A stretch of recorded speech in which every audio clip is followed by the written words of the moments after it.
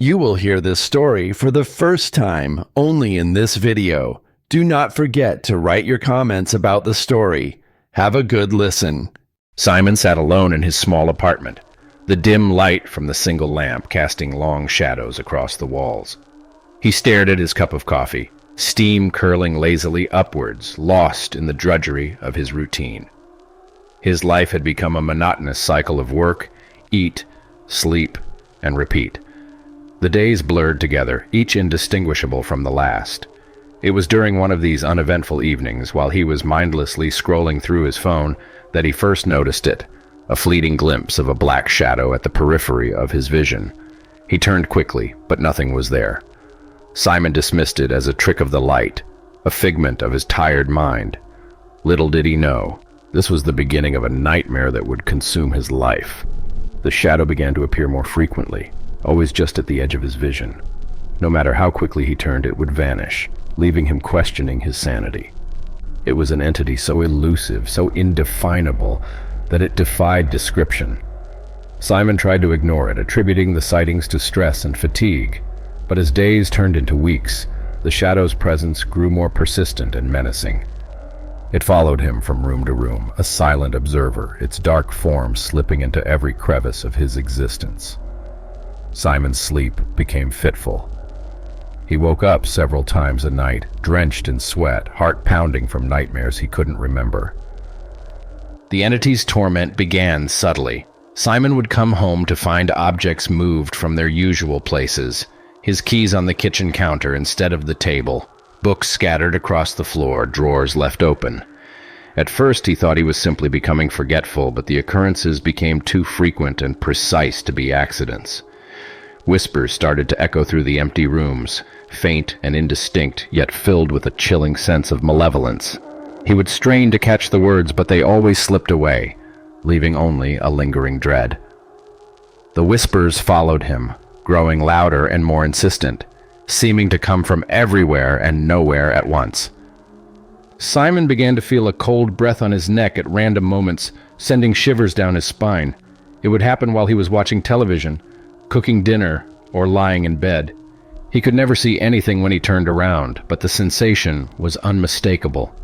It was as if the shadow was reaching out, trying to touch him, to make its presence known. Every reflective surface in his apartment became a source of terror. He saw the shadow's form lurking behind him in mirrors, windows, even in the screen of his phone. Its shape was always shifting, never fully formed, a dark, amorphous blot that seemed to pulse with a life of its own. Desperation drove Simon to seek answers. He began researching the paranormal, diving into forums and obscure websites that promised solutions to supernatural disturbances. He bought books on ghost hunting, consulted psychics, and even reached out to a local priest. Each lead turned into a dead end. The psychics offered vague reassurances and expensive cleansings that did nothing to alleviate his suffering. The priest performed a blessing on his apartment, but the shadow remained, its presence growing stronger with each passing day. Simon's attempts to rid himself of the entity seemed to only anger it, intensifying its attacks. His friends and family grew increasingly concerned. They noticed the changes in him, his gaunt appearance, the dark circles under his eyes, the way he flinched at every unexpected sound. When he tried to explain what was happening, they dismissed it as stress or a mental breakdown. They encouraged him to seek professional help, to take a leave of absence from work, to rest. But Simon knew that rest was impossible. The entity was relentless, and its torment was driving him to the brink of madness. As his loved ones distanced themselves, Simon found himself increasingly isolated and vulnerable, alone with his terror. The shadow's attacks escalated. Nightmares plagued Simon's sleep, vivid and horrifying.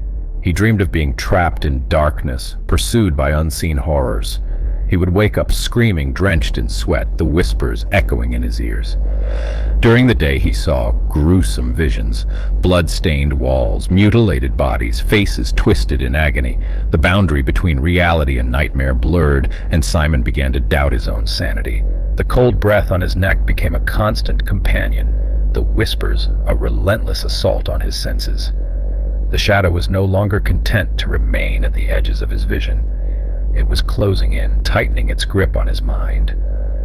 Simon realized that the entity fed on his fear and despair. It grew stronger with every shiver, every scream, every tear. He had to confront it, to understand its origins if he had any hope of defeating it. But the task was daunting. The shadow seemed to know his deepest fears, his darkest secrets. It whispered to him of his failures, his regrets, the moments he wished he could forget. It knew him better than he knew himself. Simon felt as though he was fighting not just an external force, but a part of his own soul, a darkness that had been lurking within him all along. He began a painful journey of introspection, delving into his past to uncover the roots of his torment. He revisited memories he had long buried, moments of guilt and shame, mistakes he had made, people he had hurt. Each memory was like a fresh wound, raw and bleeding. The shadow seemed to react to his efforts, its form flickering and wavering as he unearthed these buried emotions. Simon felt a glimmer of hope, believing he was on the right path. But the entity fought back with renewed ferocity, lashing out with a viciousness that left Simon physically and emotionally drained. The climax came on a stormy night, the wind howling and rain pounding against the windows. Simon stood in his living room, the shadow looming before him, a swirling mass of darkness and malice. He could feel its cold, malevolent presence, hear its whispers rising to a deafening roar. Summoning every ounce of his remaining strength, Simon confronted the entity, demanding it reveal its true nature. The shadow writhed and twisted, its form contorting in a grotesque dance. In that moment of confrontation, Simon saw the truth. The shadow was a manifestation of his own repressed guilt and regrets, a part of him that he could never truly escape. With this realization, Simon felt a strange calm wash over him. He acknowledged his past mistakes, accepted his guilt, and forgave himself. The shadow's form began to dissolve, its whispers fading into the background. The malevolent presence that had tormented him for so long seemed to lose its power. Simon collapsed to the floor, exhausted but relieved. For the first time in months, he felt a sense of peace. The entity was gone, or so it seemed. His apartment, once a prison of shadows and whispers, felt lighter, almost serene.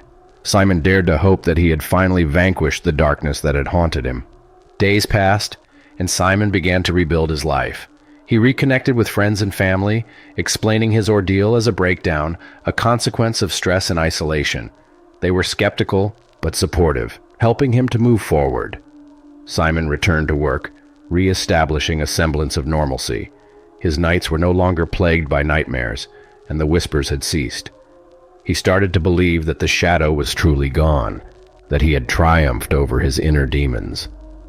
But in the quiet moments when he was alone with his thoughts, he couldn't shake the feeling that something was watching him, waiting.